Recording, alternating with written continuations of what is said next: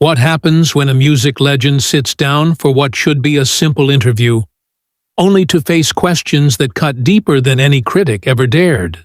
In just a few moments, one comment from Jennifer Hudson would shatter the carefully built facade of daytime television politeness and expose the ugly truth about how legends are treated in their own industry. The studio lights were blazing hot as Chaka walked onto the set of the Jennifer Hudson show. She moved with the grace of someone who had commanded stages for over 5 decades. Her voice had carried through disco, funk, soul, and R&B. She was royalty, the queen of funk, and she deserved nothing less than that level of respect. Jennifer Hudson sat behind her desk, shuffling through note cards with the practiced smile talk show hosts develop after years of fake enthusiasm. The audience was warmed up and ready to cheer for whatever scripted moment might unfold. But neither they nor the host were prepared for what was about to happen. "Welcome back to the show," Jennifer said brightly. "I'm here with the incredible Chaka Khan, and we're going to talk about her amazing career." Chaka settled into the guest chair, poised and dignified. She had done thousands of interviews. This should have been routine. A few questions about her latest project, a fond memory or two from the old days, and then a polite goodbye. Instead, Jennifer had something very different in mind.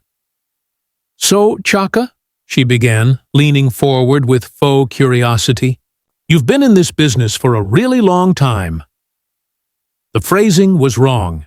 Not "you've had an incredible career" or "your influence spans generations." It made 5 decades of groundbreaking music sound like she had simply overstayed her welcome. Chaka's smile tightened. She answered with grace, but tension started forming beneath the surface. Jennifer continued, insisting that today's artists had to be so much more than singers, performers, business people, social media stars, subtly implying that Chaka came from a simpler, easier era. As if building a career without the internet or streaming was somehow less impressive. As if Chaka hadn't fought in an industry far harsher to women, especially black women. Chaka's response carried a sharper edge. They had to fight for everything back then, she said. No shortcuts, no auto-tune, no second chances. Jennifer laughed, but the laugh wasn't warm. She insisted that competition was fiercer now. Chaka raised an eyebrow. This young host was lecturing her about competition? She had come up alongside Diana Ross, Aretha Franklin, Stevie Wonder. She had fought for radio play when stations wouldn't touch music by black women. She had built her career in a world run entirely by men who viewed women as decoration, not artists, trying to steer back to safer ground. Jennifer praised Chaka's timeless hits, then ruined it with one question. "Do you ever feel like your style of music is becoming a little outdated?" The word dropped into the room like a weight. The silence was instant and heavy. Chaka stared at Jennifer, her eyes turning to steel. Outdated.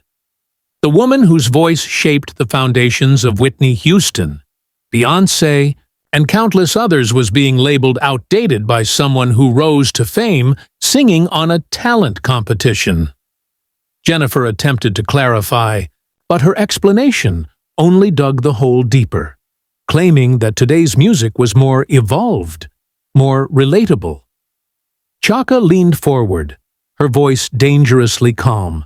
Was Jennifer suggesting that her music wasn't relatable? That her 5 decades of songs, the ones people turned to for heartbreak, joy, and survival, were suddenly less meaningful than whatever auto-tune trend dominated the charts? The temperature in the room seemed to drop. Jennifer's smile finally cracked. But before she could recover, Chaka delivered the final strike. She called out the disrespect directly, the attempt to portray her as some relic who didn't understand modern music. Half the young artists making hits today sampled her work, she reminded Jennifer.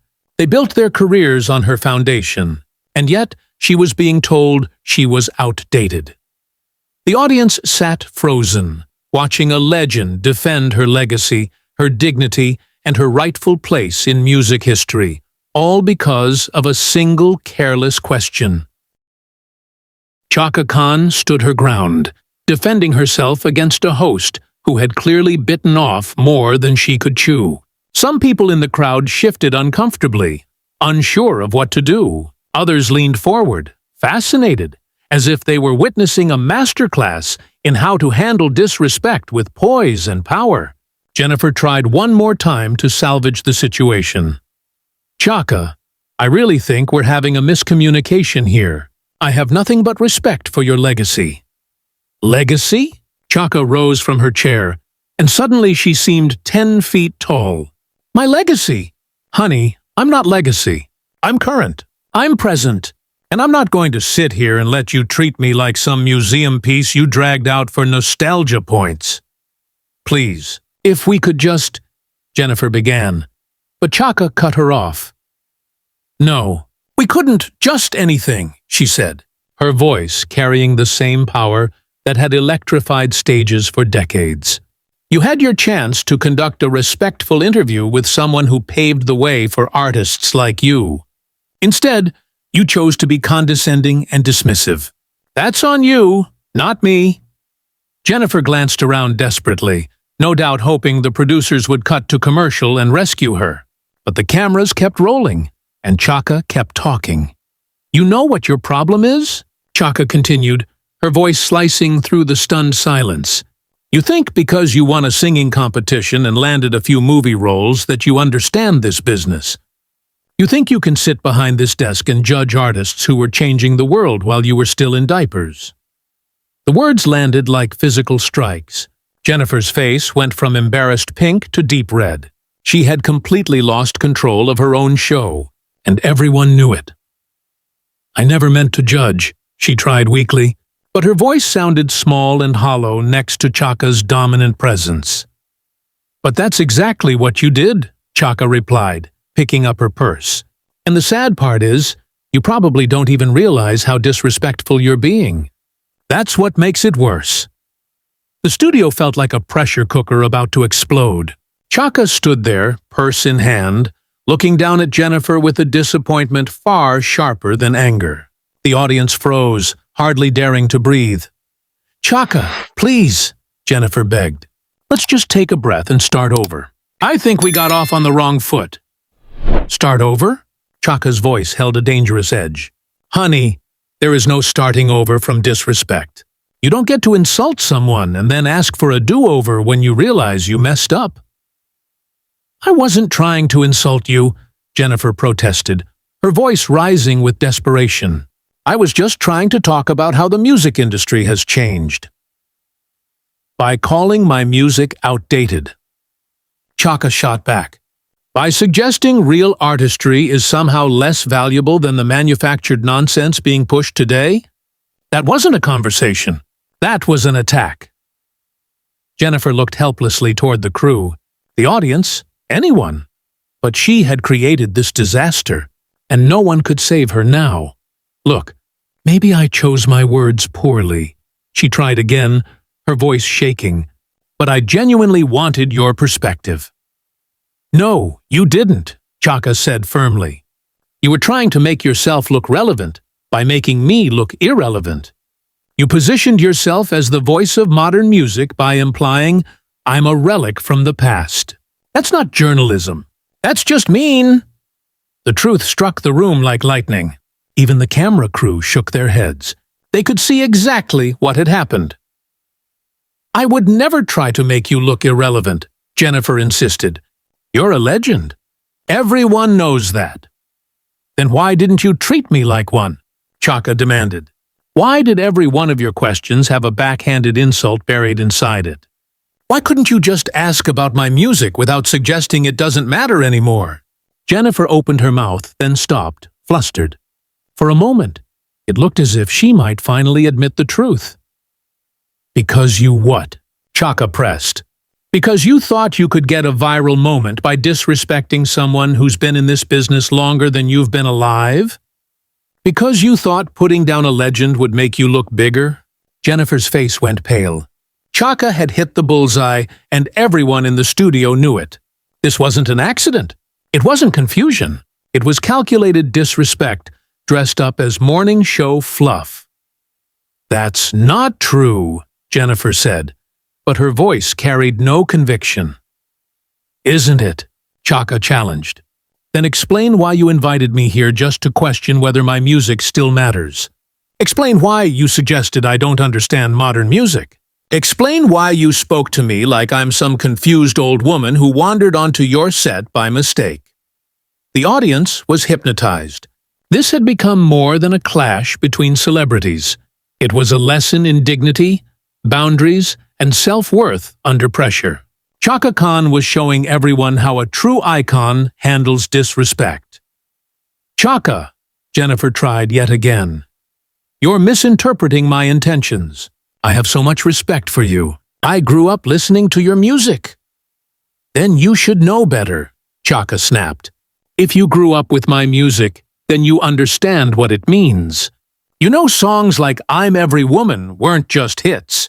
They were anthems. They gave people strength. They changed lives. And you want to sit here and call that outdated?" "I didn't call it outdated." "Yes, you did," Chaka replied instantly. "You asked me if my style was becoming outdated. Those were your exact words. Don't try to rewrite history when everyone here heard what you said 5 minutes ago." The camera operators captured every second. This was the kind of raw, unscripted television that producers dream of, and hosts dread. "I was talking about musical evolution," Jennifer insisted weakly, "not saying your music has no value. By framing it as outdated versus modern, you absolutely did," Chaka said. "By suggesting young people can't relate to real music, you did. By acting like artistry is less important than being a social media celebrity, you did. You weren't asking about evolution. You were making judgments." "I wasn't making judgments," Jennifer said, but even she didn't believe herself anymore. "Then what would you call it?" Chaka asked, her voice rising with righteous power. "What do you call implying that 5 decades of groundbreaking music don't measure up to some auto-tuned, computer-generated, focus group-tested nonsense topping the charts today?" Jennifer flinched at every word. At last, she seemed to grasp the full weight of what she had done. "I never said your music doesn't measure up," she whispered. "You didn't have to say it directly," Chaka replied. "You implied it with every question you asked. You suggested that artists today have more challenges. You implied it when you asked if my style was outdated. You implied it when you acted like being a social media star is somehow more impressive than changing the course of popular music." The studio was so quiet you could hear the air conditioning humming. Everyone was watching this legendary artist systematically dismantle a host who had assumed she could score easy points by being dismissive. Jennifer made one final attempt to salvage the moment. "Chaka, I'm sorry if my questions came across the wrong way. That wasn't my intention." "Your intention doesn't matter anymore," Chaka replied coldly. "What matters is what you actually did. And what you did was invite a music legend onto your show just to disrespect her on national television. That says everything anyone needs to know about your character and your professionalism." "Please don't say that," Jennifer begged, her voice almost breaking. "I really didn't mean any disrespect." "But that's what you delivered," Chaka replied without mercy. "And the worst part is, you probably still don't understand why what you did was so wrong. You probably think I'm overreacting to some innocent questions." Jennifer opened her mouth to respond, but Chaka wasn't finished. "Let me explain something to you," she continued, her voice carrying the weight of decades of experience. "When you've been fighting for respect in this business as long as I have, you learn to recognize disrespect in all its forms. And honey, you served me a full plate of it today." The audience shifted uncomfortably. Some were beginning to look at Jennifer with disappointment rather than sympathy. The tide was turning completely against the host. "I don't know what to say," Jennifer admitted, defeated. "There's nothing left to say," Chaka replied, adjusting her purse strap with finality. You said everything you needed to say with your questions. Now, I'm saying everything I need to say with my response. The moment hung in the air like a sword ready to drop. Jennifer sat behind her desk looking like she'd been hit by a truck, while Chaka Khan stood radiating the kind of confidence that comes from knowing you're absolutely right. Finally, Jennifer broke the silence. Chaka, what can I do to make this right? You can't make this right, Chaka said. Some things can't be undone. You chose to be disrespectful, and now you have to live with the consequences. But surely there's some way we can move past this. Move past it? Chaka let out a bitter laugh. You want to move past the fact that you used your platform to diminish a woman who helped build the foundation your career stands on? You want to sweep under the rug that you thought it was okay to call music that has inspired generations outdated? I never meant to diminish you or your music, Jennifer whispered. What you meant doesn't change what you did, Chaka snapped back. What you did was show your true colors. You showed everyone that you think success gives you the right to look down on the people who came before you.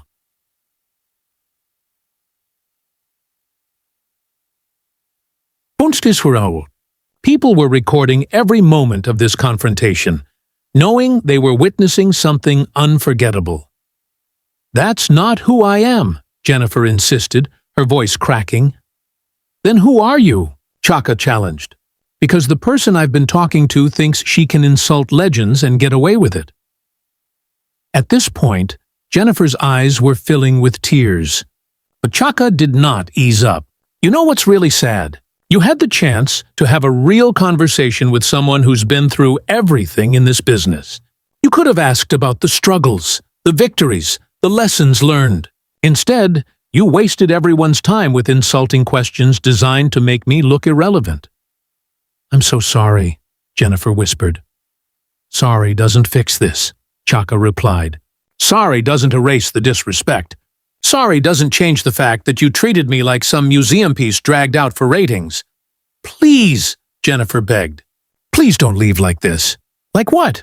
With my dignity intact? With my self-respect in place? With my head held high because I refused to let someone half my age talk down to me?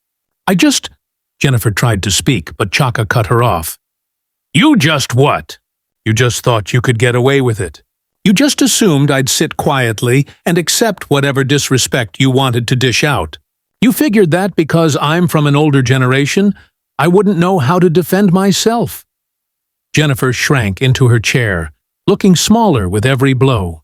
That's not what I thought, she whispered. Then you're either lying or you're not as smart as you think, Chaka said. Because everything about your behavior today suggests the opposite. I don't know how to fix this, Jennifer finally admitted. You can't, Chaka said bluntly. Some mistakes are permanent. Some disrespect can't be undone. All you can do now is learn from it. Will you ever be able to forgive me? Jennifer asked. Maybe someday, Chaka said softly. But forgiveness has to be earned. And earning it starts with truly understanding what you did wrong, not just apologizing because you got caught.